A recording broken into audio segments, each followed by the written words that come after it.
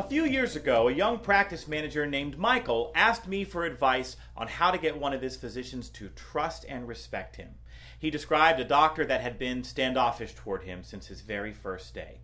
Michael told me, "Joe, when I introduced myself, he looked me up and down, and then he said, 'I have neckties older than you,' and then he turned and walked away."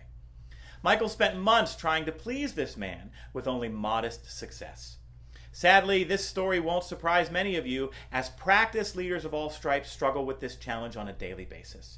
That's why in this episode of Your Practice Ain't Perfect, you'll get 3 keys to earning the respect of your providers. Intro, please.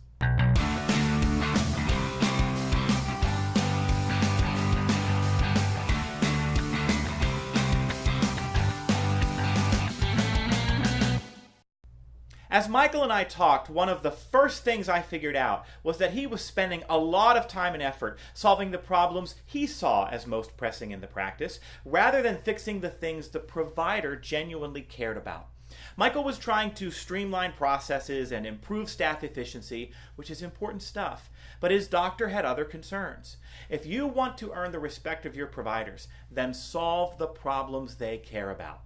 Figure out what's most important to them by observing and listening and by asking them directly. When you work hard to fix things they can't fix and care just as much about their issues as they do, your standing in their eyes will improve. Here's a little exercise for you. Make a list of all the providers you work with, and next to each of their names, write 1 or 2 words that describe their most important thing. Some physicians prioritize patient satisfaction scores. Others look at efficiency or census or revenue or staying on time. Whatever your docs care most about should be the thing you talk with them most about. And when you need their attention or help on something, tie it back to how it impacts their most important thing.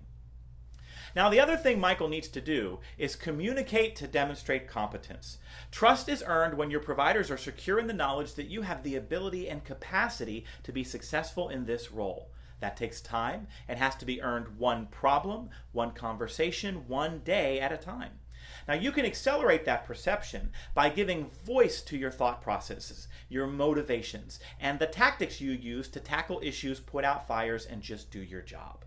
Succinctly describing how you attend to the many things that happen on the periphery of their jobs showcases the breadth and scope of all that you handle for them.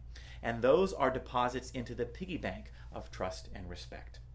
By the way, a few weeks later, Michael told me that some things were improving with his physician. In addition to doing much of what I just described, Michael figured out that his doctor was a marathoner, as was Michael.